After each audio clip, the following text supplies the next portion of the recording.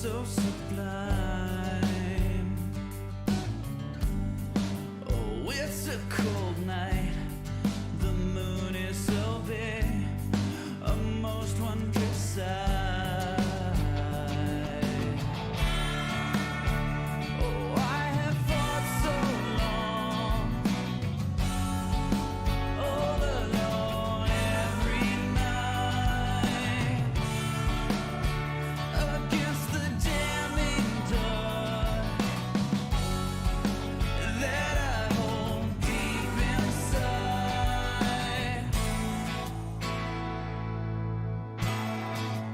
Deep inside.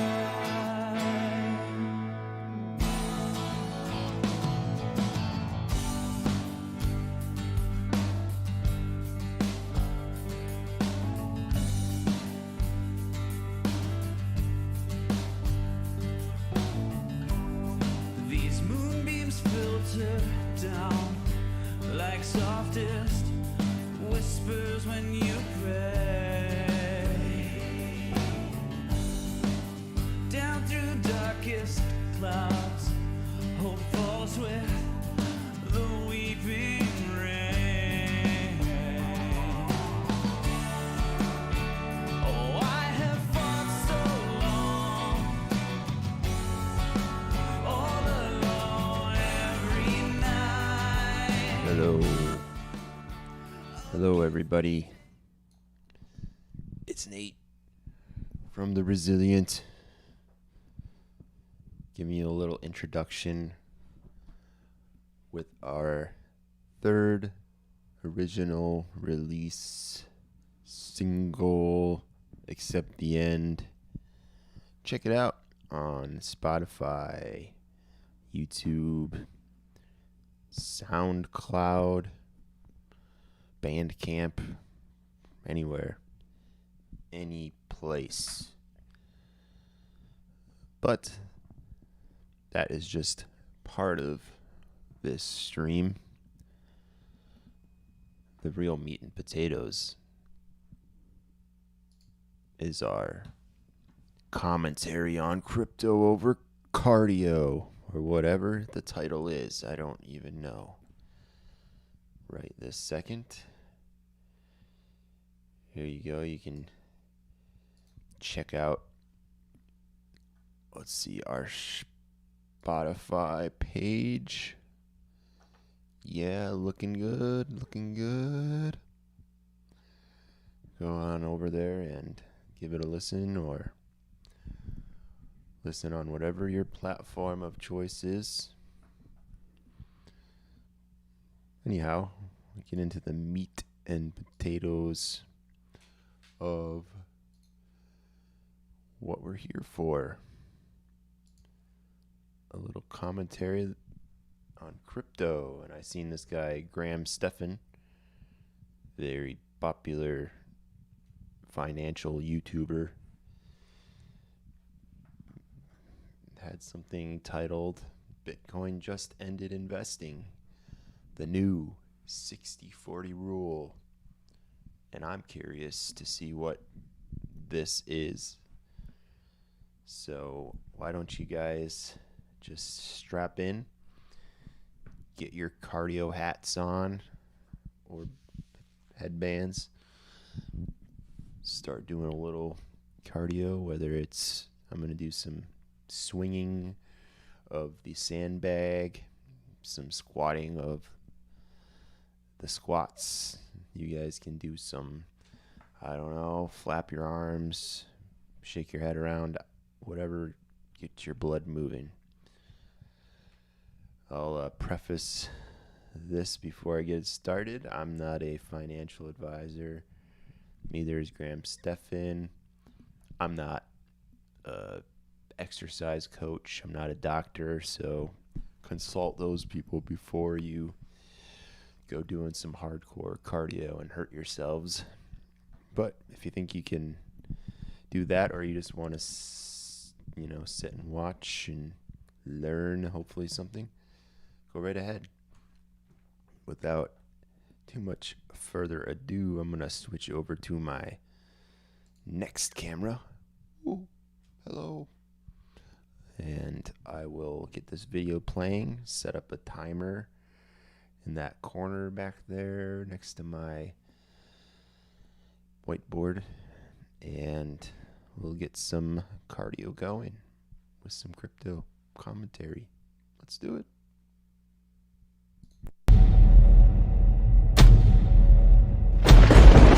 What's up, ding-dongs? It's Poinky Doink here. There you go, I said it. But anyway, I never thought I would be making a video on this topic today, but research has just come out that claims the traditional way investors grow their wealth, build their money, and one day retire off of passive income for the rest of eternity is now becoming obsolete because of Bitcoin. Yeah, this is really one of those things where had I heard about this a few years ago, I would have called it crazy. But as more and more time went on and more research was done, it's beginning to make a lot of sense why Bitcoin would cause you to make some rather drastic changes in terms of how you invest your money long term. Although here's the thing, I want to get this out of the way early on. This video is not about going and telling you, just go and invest in Bitcoin. It's going to be worth $1 million one day, and then you could just go and retire. But instead, this has to do with some rather drastic changes that completely ruin the traditional investment portfolio and some of the changes you could begin implementing today to make sure you don't fall behind. Now, it's very rare that I say a video I make will apply to everybody watching, but this is one of those few times where I highly recommend you watch all the way to the very end. And by considering what's just happened, you may very well be able to set yourself up with a very comfy retirement where you could basically do whatever you want, you could watch YouTube videos like this, and most importantly, you could also make sure to destroy the like button for the YouTube algorithm. I had to plug that somewhere. That's a nice plug right there. And of course, as a thank you for smashing the like button because it helps me out a ton, I will make you a promise. I'll intro one of my next videos with whatever the top comment of this video says. So thank you guys so much, and also big thank you to Wealthfront for sponsoring this video, but more on that later. Alright, so here's what happened, and it all starts with what's called the 60-40 portfolio. This was an investment formula discovered in the 1940s which found the ideal amount of money that you would need invested in both stocks and bonds to be able to last you indefinitely without you needing to ever work another day in your entire life ever again. Now, the reason for this was simple. When you go and retire, you can't just throw all of your money into GameStop and then hope for the best. After all, what happens if you retire and then GameStop drops 40% in 30 minutes and then your next 30 years are Fortunately, that's where the 60-40 portfolio comes to the rescue. This system analyzed the returns of stocks and bonds throughout history during the best bull markets and the worst bear markets and came up with an asset allocation that would be able to survive whatever you throw its way. And as you would assume, that investment portfolio consisted of 60% stocks and 40% bonds. They found that if you want to retire, 60% stocks gave you enough growth and passive income during a time where the market's going up. But during a downturn, 40% bonds protected you from losing too much money when you need it the most. This also ties in very closely to what's known as the 4% rule, which suggests that you could spend 4% of your investment portfolio every single year indefinitely that will last you the rest of your life. That means, for example, if you want to retire off an income of $40,000 a year without ever having to work another day in your entire life ever again, you're going to need $1 million invested, and you have an 89% chance of that lasting you for the next 60 years without running out. But that 4% rule is also influenced by how and where you invest your money, and that's where the problems begin to arise. See, recently people have begun to notice a growing concern with this strategy because historically it only worked so well because bonds were paying an unbelievable amount of money. Just think of a bond like a guaranteed source of income. You'll buy in for a set term, and then during that time frame it'll pay you a set amount of money no matter what happens. Now, if that sounds amazing to you, that's because, well, it was, but not so much anymore. That's because when the 60-40 portfolio was at its peak popularity, bonds were at the time paying a whopping 15% return on your money. But now, as you can see throughout the last 40 years, those bond returns have been consistently dropping. And now, of course, if you're lucky, they're going to be paying you a lovely 1%. That means you're no longer getting the same protection and the same returns as what you would have when this was first developed,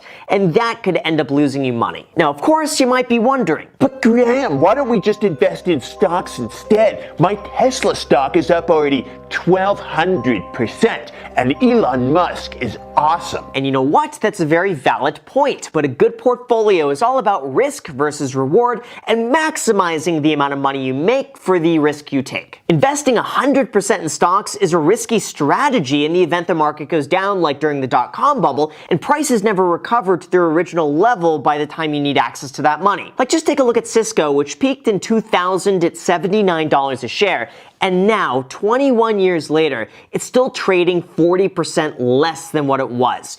Don't let that be you. That's why nearly everybody recommends you have something else in your portfolio to be able to fall back on. Having bonds like this has historically been the right move because they've held their value and paid pretty well, but like I mentioned, that's not so much the case anymore. So given all the problems to this, there's one missing piece to the puzzle that we gotta talk about, and that would now be Bitcoin. But really quick, before we talk about that, I want to say a huge thank you to our video sponsor, Wealthfront. For those not aware, Wealthfront is an automated investing platform that utilizes software that helps you find the optimal portfolio to invest and grow your money long term. Here's the thing, when it comes to investing, it doesn't need to feel like a roller coaster of buying call options on GameStop, and it doesn't need to feel like you're out of control with your money. Instead, there are decades of data showing that investing in a globally diversified portfolio of low-cost index funds is one of the best ways to put your savings to work. And even though it sounds complicated, it's really not. Wealthfront makes investing easy, affordable, and accessible no matter what your knowledge of finance is. Their account setup is also incredibly simple. All you need is a few minutes and $500 to open the account, and then they will take care of the rest. And best of all, if you smash the like button for the YouTube algorithm,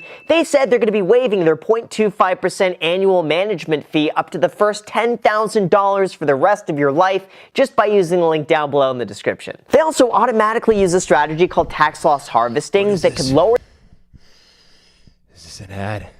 the taxes you pay without doing any additional work on your end. And 96% of their clients have had their advisory fees fully covered by that tax loss harvesting service alone. Not to mention, I've been using their high yield cash account for years, and I also get access to their financial planning tools, which are totally free, and that estimates how much your net worth could be in the future and how you could further save and invest more money. To the 60-40 rule, experts are now saying that Bitcoin could soon replace bonds in your retirement portfolio. Like just recently, ARK Invest Cathie Wood said that people should begin treating Bitcoin like a new asset class because it is. Large corporate and institutional investors are beginning to use Bitcoin as a hedge against the US dollar by buying up a lot of it. Like we just had Tesla announce their $1.5 billion Bitcoin investment earlier this year. PayPal announced that they would enable cryptocurrency as a funding source for 26 million of its merchants. They also just bought the crypto security company Curve for $200 million. The payment processing company Square also invested $170 million into Bitcoin, and the analytics company MicroStrategy has been keeping a significant amount of their cash reserves in Bitcoin, plus they've continued to buy in even at all-time highs. When it comes to this, Cathie Wood said that Bitcoin represents insurance against unhinged monetary policy and outright wealth segregation in some countries. Other investors are also advocating for a small allocation of Bitcoin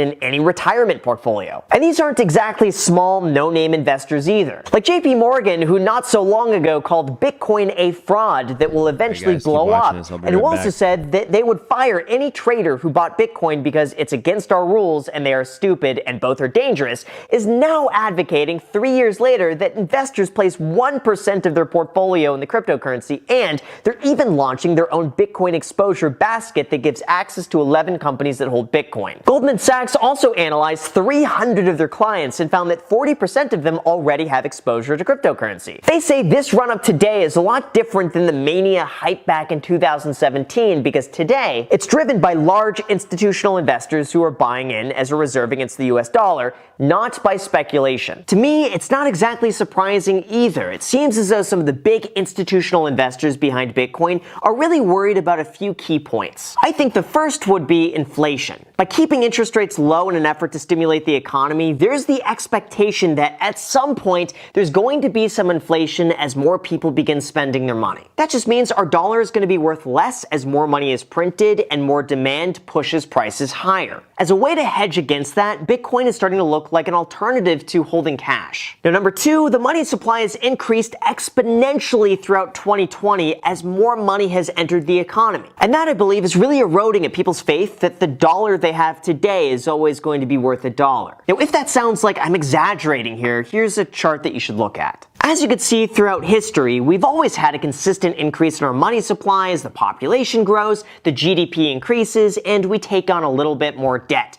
But in 2020, that changed entirely. There's no shortage of articles out there pointing out that 1/5 of all of our money ever printed was in 2020. And because of that, people are looking for other places to put their money, and Bitcoin has been perfectly positioned to fit into that spot. Now, third, Bitcoin is also being called an uncorrelated asset, meaning it's not easily influenced by other investments like stocks or real estate or bonds. By being completely independent from everything else, it allows for a lot more diversification in a borderless space with a lot more opportunity. And fourth, I believe in absence of other safe haven spots to put your money, combined with a big push of mainstream popularity, Bitcoin has just started to become the recent go-to investment. I definitely believe there's a safety in numbers here, where the more institutions buy Bitcoin, the more acceptable it becomes, which means the more institutions buy Bitcoin, which means the more acceptable it becomes, and that just continues. Bitcoin is definitely going to benefit from a network effect of growing adoption across multiple industries. And as it begins to solidify as an alternative asset class, its value should begin to stabilize. And that has a chance to benefit those who use this as a store of value. But unfortunately, the downside to all of this is that pretty soon tech stocks could be influenced by the price of Bitcoin,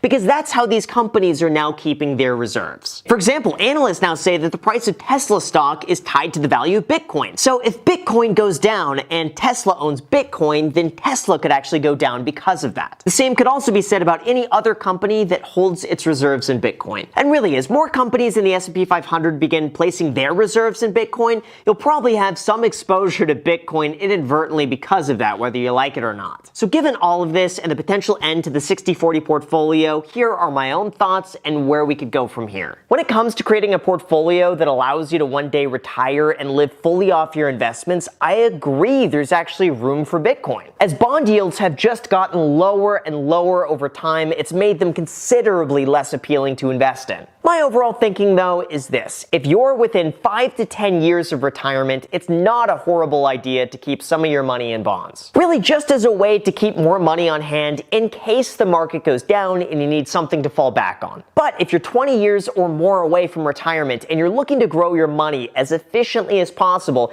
then I do agree that Bitcoin is a place in your portfolio alongside stocks. That's because when you're young, you have enough time to recover from any sort of market crash that you don't necessarily have when you're older, so you may as well use that to your advantage now. Now, as for myself, I currently have about 2% of my net worth held in Bitcoin, and I'm looking to probably bring that up closer to 5% by the end of the year. I see a lot of potential in holding this just as a hedge against the US dollar, and also with the expectation that over the next few decades, it's probably going to continue going up in price. Now, that's not to say that I don't think there's going to be a crash or that it can't drop 80% in value. Listen, I'm sure at some point that's probably going to happen, and that's a risk we have to take. But if you have decades of time just to hold this out and see how it goes, then I think allocating a small amount of your portfolio to Bitcoin is probably a good move to make. That means, as it stands right now, if the 60-40 portfolio is broken, I could very well see a day in the future where it might become 70% stocks, 15% Bitcoin, 15% bonds, or maybe a slight variation of that depending on your risk tolerance. As Bitcoin continues to grow mainstream, I really believe the more stable and secure it's going to become. And I'm sure over these next few years, we're going to continue to see more people allocating Bitcoin into their portfolio, especially if they start allocating this as the optimal investment portfolio for the rest of your life. So with that said, you guys, thank you so much for watching. I really appreciate it. As always, make sure to destroy the like button, subscribe button, and notification bell. Also, feel free to add me on Instagram. Posts are pretty much daily, so if you want to be a part of it there, feel free to add me there as my second channel, The Graham Stephan Show. I post there every single day. I'm not posting here, so if you want to see a brand new video from me every single day, make sure to add yourself to that. And lastly, if you guys want 2 free stocks, use the link down below in the description, and Webull is going to be giving you 2 free stocks when you deposit $100 on the platform, and those stocks could be worth all the way up to $1,850. So if you guys like free money, use the link down below. Thank you guys so much for watching, and until next time.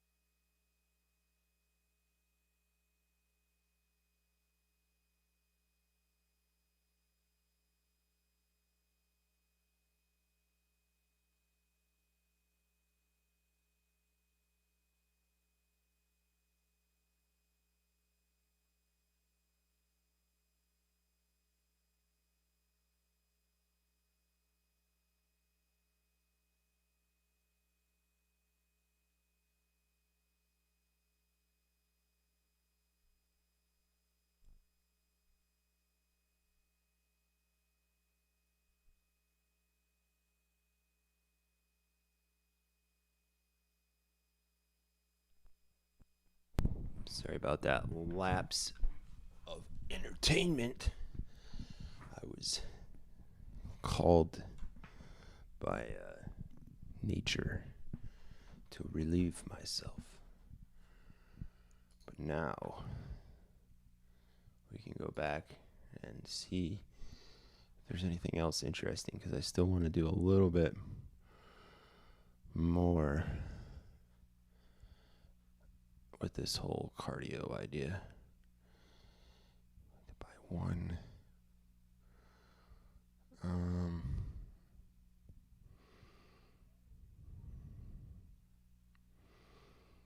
Don't want to do any day training stuff.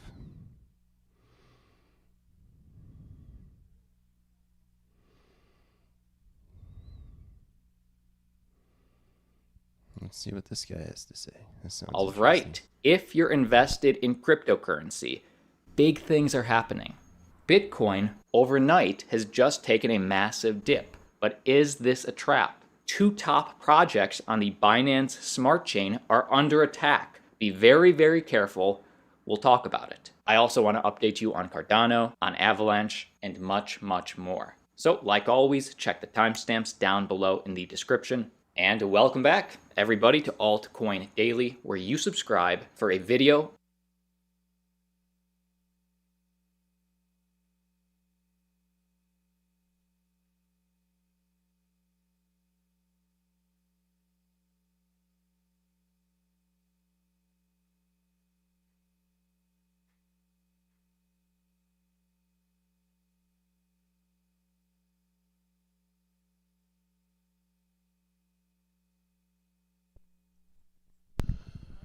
Well, looks like I have my landlord outside, so probably take a break.